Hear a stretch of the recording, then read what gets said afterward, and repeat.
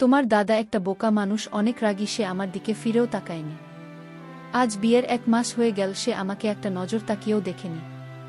আমি আর পারব না এ বাড়িতে থাকতে, আমি এখনই চলে যাব। আমার সহ্য হচ্ছে না। তারপর দেওর আমাকে বলল, ভাবি তুমি কোনো চিন্তা করো না, আমি তোমার সকল ইচ্ছা রাখব। তাই একদিন রাতে আমাদের যখন তার কলেজের পড়াশোনা খুব ব্যস্ত ছিল, তখন সে দিন রাতে আমার স্বামী শুয়ে যাওয়ার পরে আমি যখন লুকিয়ে দেওরের ঘরে যাই, তখন দেওরকে ওই অবস্থায় দেখে তো আমি আর নিজেকে আটকে রাখতে না পেরে তাকে চোখে চোখে সব কিছুই সারা করেছিলাম যে আমি আর পারছি না। তাই আমি তার সঙ্গে নিজের ইচ্ছে। তারপর আমার দেওর ও খুব খুশি হয়ে আমাকে অনেক জোরে। তারপর সেদিন সারারাত ধরে আমি ওদের নিজেদের মতো। মূল ভিডিওটি শুরু করার পূর্বে তোমাদের কাছে একটি রিকোয়েস্ট, তোমরা যারা এখনও আমার চ্যানেলটি সাবস্ক্রাইব করেননি তারা আমার চ্যানেলটি সাবস্ক্রাইব করে পাশে থাকবেন। তাহলে এবার আসল ঘটনাটি শুরু করি। আমি তো এবার আপনারা ভাবছেন যে আমার স্বামী থাকা সত্ত্বেও আমি দেওরের ভালোবাসায় পড়েছিলাম। আসলে বিয়ের পরে আমি যখন শ্বশুরবাড়ি আসি তখন প্রত্যেকটা মেয়ের মতোই আমার চোখে অনেক স্বপ্ন ছিল যে আমিও আমার স্বামীর সঙ্গে ঘুরতে যাব, আমার স্বামীর সঙ্গে অনেক সময় কাটাব। কিন্তু আমি যা ভেবেছিলাম বিয়ের পরে তার সবকিছু উল্টোটাই হয়েছিল। আসলে আমার স্বামী নিজের কাজ ছাড়া আর কিছুই বুঝত না। সে তো সবসময় নিজের কাজে ব্যস্ত থাকত এবং সে এতটাই রাগী স্বভাবের ছিল যে আমার একটু কিছু ভুল ত্রুটি হলে আমার উপরে ব্যাকআপ কি চিৎকার চেঁচামেচি শুরু করে দিত। শুধু তাই নয়, কোনো সময় তো আমাকে অনেক সময় মারধর। এভাবে আমাদের বিয়ে হতে প্রায় 1 মাস হয়েছিল। আসলে প্রথম থেকে আমার স্বামী আমার প্রতি কোনো গুরুত্বই দিত না। এমনকি বাসর রাতে আমার স্বামী ফোনে তার ক্লায়েন্টের সঙ্গে হিসেব পাতি করতে ব্যস্ত ছিল। আর বাসর রাতে স্বামীর অপেক্ষা করতে করতে আমি শুয়ে পড়েছিলাম, কারণ আমিও তো অনেক বেশি ক্লান্ত ছিলাম। তারপর সকালবেলা যখন চোখ খুলে দেখি, তখন আমার স্বামী তো স্নান করে তৈরি হয়ে আমাকে ঘুম থেকে তুলে বলেছিল তাকে নাকি আগামীকালকে এই অন্য শহরে চলে যেতে হবে জরুরি কাজের জন্য। আমি তো কোনো কথা না বলে শুধু স্বামীর দিকে আশ্চর্য হয়ে তাকিয়েছিলাম, কারণ স্বামী তার কাজকে এত বেশি প্রাধান্য দিত যে আমাদের বাসার রাতটাকে নষ্ট করে দিয়েছিল। ওই বাসর রাতের জন্য আমি যা স্বপ্ন নিজের চোখে সাজিয়েছিলাম, আমার সেই স্বপ্নগুলো ভেঙে চুরমার হয়ে গিয়েছে। বিয়ের 2 দিন পরেই তো শেষ 16 দিনের জন্য শহরে চলে যায় নিজের কাজের জন্য। এবং যাওয়ার সময় সে তার ভাইকে বলে গিয়েছিল, সোহান তোর ভাবিকে খেয়াল রাখিস। বিয়ের 2 দিন পরে যখন একটা মেয়ের স্বামী তাকে একা রেখে বাইরে চলে যায়, তার কষ্টটা যে কতটা সেটা একমাত্র আমিই জানি। তারপর বিয়ের 2 দিন পরে আমার স্বামী যখন শহরে চলে যায়, তারপরে তো আমি নিজেকে খুব একা মনে করতাম। আমার স্বামী এরা 2 ভাই।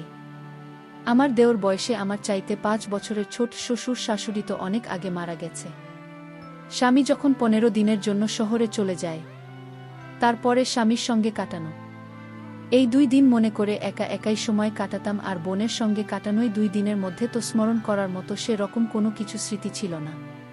তাও স্বামীর চেহারাও কথাবার্তাগুলো মনে করতাম, কারণ আমাদেরও তো সারাদিন বাড়িতে থাকত না। সে তো সকালে খাওয়া দাওয়া করে কলেজের জন্য বেরিয়ে পড়ত। আমার স্বামী দেখতে খুব একটা ভালো না হলেও আমার দেওর কিন্তু ভীষণ সুন্দর, বেশি ভুল ছিল। তারপর সেদিন স্বামীর বিদেশ চলে যাওয়ার পরে আমি যখন বাড়ির সমস্ত কাজকর্ম করা পরে সন্ধেবেলা অনেক বেশি ক্লান্ত হয়ে আমার ঘরের বিছানায় শুয়ে একটু আরাম করছিলাম, ওই সময় বুঝতে পারি যে আমাদের বাসায় এসেছে। তারপর সে আমার ঘরের দরজায় নক করে আমার ঘরের ভিতরে ঢুকতেই আমাকে সন্ধেবেলায় শুয়ে থাকতে দেখে জিজ্ঞেস করেছিল, ভাবি তোমার কি শরীর খারাপ?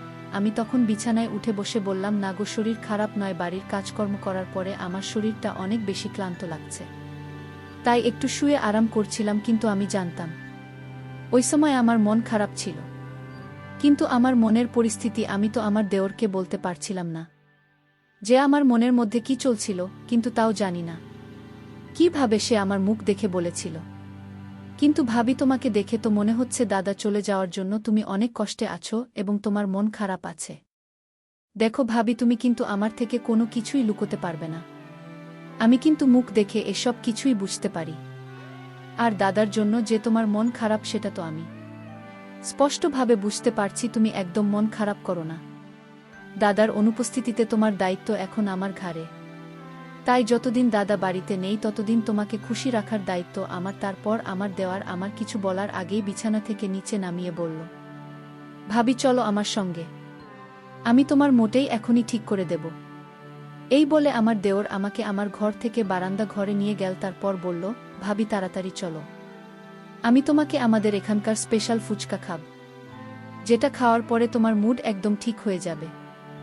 দেওয়ালের কথা শুনে তো আমার মন মেজাজ এমনিতেই চাঙ্গা হয়ে উঠেছে, কারণ আমার স্বামী এবং আমার দেওয়ালের মধ্যে সম্পূর্ণ কিন্তু আলাদা রকম হাবভাব ছিল এবং তারা দুই ভাই সম্পূর্ণ আলাদা স্বভাবের ছিল।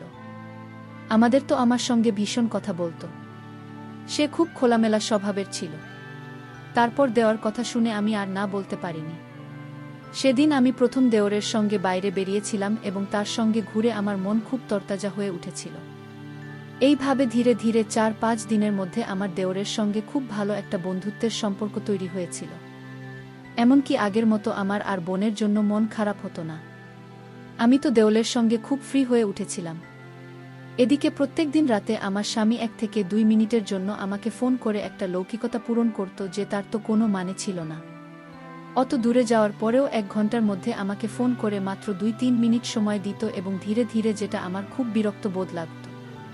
কারণ সে তো প্রত্যেক দিন ফোন করে ওই একটাই কথা জিজ্ঞেস করত, তুমি কেমন আছো, আমার ভাই কেমন আছে, বাড়িতে ঠিকঠাকভাবে তালা মেরে রাখবে। এই 2 থেকে 4টি কথা বলার জন্য প্রত্যেক দিন রাতে আমার স্বামী ফোন করত। এদিকে স্বামীর অনুপস্থিতিতে আমি ওদের সারা রাত জেগে আড্ডা দিতাম। কখনো বা রাত জেগে দুজনে ভূতের সিনেমা দেখতাম, কখনো বা ছাদের উপরে গিয়ে দুজনে ঠান্ডা বাতাসে নিতাম।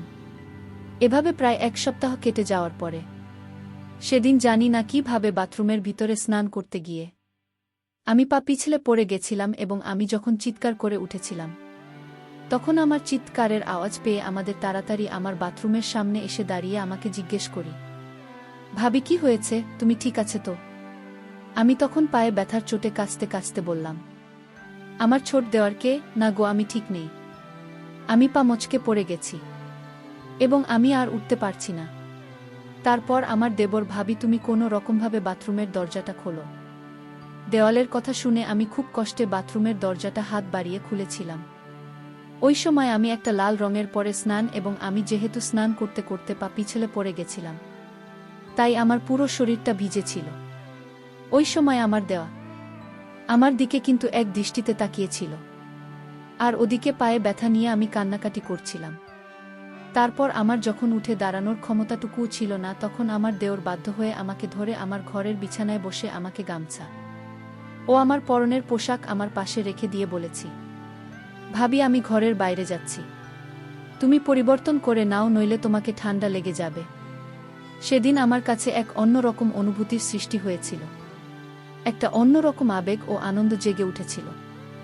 সেদিন আমার দেওর এরকম আচরণ দেখে আমার ভীষণ ভালো লেগেছিল এবং আমি দেওরকে নিয়ে মনে মনে অনেক রকম স্বপ্ন দেখতে শুরু করেছিলাম, কারণ আমি তো মনে মনে তাকে ভালোবাসতে শুরু করেছিলাম। তারপর ধীরে ধীরে যত দিন যায় আমার কিন্তু ততই দেখে ভালো লাগতে শুরু হয়। আমি তার পছন্দের খাবার দাবারও তার সব কিছুরই খেয়াল রাখতাম। এমনকি সেদিন যখন আমার পা মচকে গিয়েছিল, তখন আমার পায়ে কিন্তু ভীষণ ব্যথা ছিল। তাই দেওর বলল, ভাবি আমি কিন্তু একজন ছোটখাটো ডাক্তার, ভাবি তুমি একদম চিন্তা করো না, তোমার সব ব্যথা বেদনা আমি দূর করে দেব। এই বলে সে আমার পায়ে ম্যাসাজ করে দিচ্ছিল।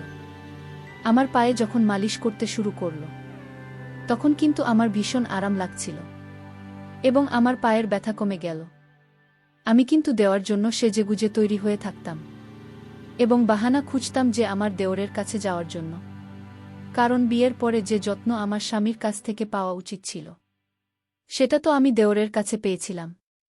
তাই আমি দেওরকে মন থেকে ভালোবেসে ফেলেছিলাম এবং সে দিনের পর থেকে আমি পায়ে ব্যথা বাহানা করে প্রত্যেক দিন তার সামনে ন্যাকা কান্না করতাম এবং সে আমার কান্না দেখে বলল, ভাবি তুমি চিন্তা করো না, আমি এখনই পায়ে মালিশ করে দিচ্ছি। আর আমি সেটা মন থেকে অনুভব করতাম। ওদিকে পরের দিন কেটে যাওয়ার পরে যখন আমার স্বামী বাড়ি ফিরে আসে, তখন তার আসল চেহারা আমার সামনে ফুটে ওঠে। কারণ একটা মানুষকে কিন্তু 2 দিনের মধ্যে কখনোই চিনতে পারা যায় না, যতক্ষণ না সেই মানুষটার সঙ্গে সারাদিন কাটানো হয়।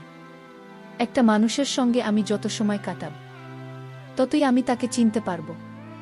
এদিকে আমার স্বামীর বাড়ি ফিরে আসার আমি কিন্তু খুশি ছিলাম না, কারণ আমি দেওরের সঙ্গে খুব ভালো সময় কাটাচ্ছিলাম। দেওর আমার মনের ইচ্ছে পূরণ না করলেও সে আমার খুব যত্ন করত এবং খুব খেয়াল রাখত। কিন্তু আমি এটা জানতাম না যে দেওরের মনে আমার প্রতি কী ছিল। আদৌ কি সে আমাকে মনে মনে ভালোবাসত, নাকি সে আমাকে নিজের দাদার বউ মনে করে শুধু আমার যত্ন করত। আমি তো কিছুই বুঝতে পারছিলাম না যে দেওয়ালের মনের মধ্যে আমার প্রতি কী ছিল, সে কেন এত আমার যত্ন করত, খেয়াল রাখতে। এদিকে আমার স্বামী বাড়ি ফিরে আবার সেই আগের মতোই নিজের ব্যবসার কাজে ব্যস্ত হয়ে পড়েছিল। এমন নয় যে সে আমাকে রাতের বেলা একটু, আমিও একটা মানুষ ছিলাম, আমার একটা ইচ্ছে বলে কিছু ছিল। আমি স্বামীর কাছে যেতেই সে আমার উপর চিৎকার করে বলতো, তোমার কি আর কোনো কাজকর্ম নেই? তুমি দেখতে পাচ্ছ না আমি অফিসের খুব একটা জরুরি কাজে ব্যস্ত আছি? যাও গিয়ে চুপচাপ শুয়ে পড়ো। আমার স্বামী তো আমার দিকে কোনো গুরুত্বই দিত না।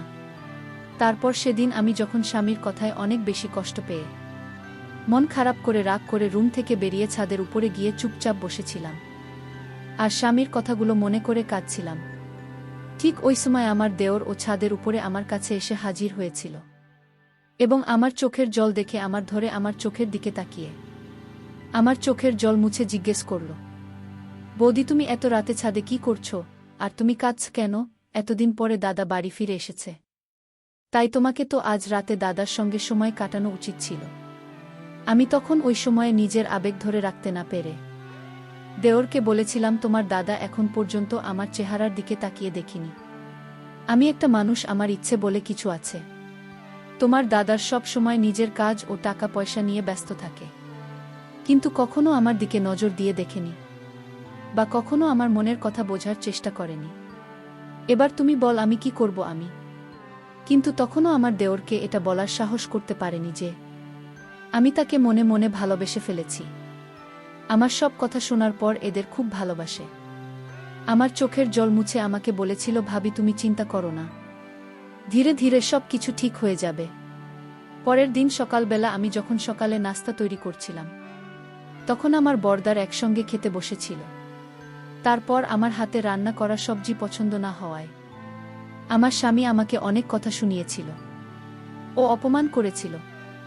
আমাকে অনেক উল্টোপাল্টা আজেবাজে কথা বলেছিল এবং সেদিন আমার এটা বুঝতে আর বাকি ছিল না যে আমার স্বামী খুব রাগী স্বভাবের মানুষ ছিল। ওই সময় কিন্তু আমি চুপচাপ মাথা নিচু করে দাঁড়িয়েছিলাম এবং আমার চোখে জল তো স্তরে পড়ে যাচ্ছিল। আমার চোখের জল দেখে আমার কচি দেওয়ার তার দাদাকে বলেছিল, সামান্য একটা তরকারির জন্য তুমি ভাবেকে এতটা কথা শুনিয়ে দিলে। আমার দেওর খুব ভালোভাবেই জানো যে তার দাদা খুব রাগী স্বভাবের মানুষ, কিন্তু আমি সেদিন জানতে পেরেছিলাম যে আমার স্বামী ভীষণ রাগী স্বভাবের মানুষ। তারপর আমার দেওরের কথা শুনে আমার স্বামী তার ভাইয়ের দিকে অনেক এগিয়ে বড় বড় চোখ করে তাকিয়েছিল এবং আমাদের সঙ্গে কোনো কথা না বলে চুপচাপ নিজের অফিসের জন্য বেরিয়ে পড়েছিল। সেদিন আমার স্বামীর চলে যাওয়ার পরে আমি দেওয়া রেখে বলেছিলাম, দেখো তোমার দাদা যদি আমার সঙ্গে এরকম সবসময় দুর্ব্যবহার করে, তাহলে আমার কিন্তু এই বাড়িতে থাকার কোনো মানে হয় না। তাই আমি আজকে এই মুহূর্তে এই বাড়ি ছেড়ে চলে যাব। এমনিতেও বিয়ে হতে কাছাকাছি 1 মাস হতে চল, তাই আমি আজকেই বাড়ি ছেড়ে চলে যাব। তারপর আমার দেওয়ার অনেক ভালোবেসে আমাকে বলল, ভাবি আমার কথাটা একবার শোনো। আমি কিন্তু তখন আমার দেওরের কোনো কথা শুনিনি। আমি তখন দেওরকে অনেক এগিয়ে বলেছিলাম, যখন স্বামীর ভালোবাসা আবদার কিছুই পাবে না, তাহলে আমি কিসের জন্য এই বাড়িতে থাকব? আমি যখন রাগ করে জামাকাপড় সুটকেস গোছাতে শুরু করেছিলাম, তখন হঠাৎ করে আমার দেওর বলেছিল, তুমি একদম চিন্তা করো না, আমি এবার সব কিছু ঠিক করে দেব। দেওর যখন আমাকে একটা বলেছিল, তখন আমি বুঝে গিয়েছিলাম যে তার মনেও নিশ্চয়ই আমার প্রতি কিছু না কিছু তো আছে, না হলে সে এত ভালোবেসে আমাকে আটকে রাখবে কেন? বন্ধুরা, তারপর আমি আমার দেওরকে নিয়ে সংসার শুরু করেছিলাম। বন্ধুরা, আজকের গল্পটা এখানেই শেষ করলাম। ভালো লাগলে চ্যানেলটি সাবস্ক্রাইব করে পাশে থাকবেন। ধন্যবাদ।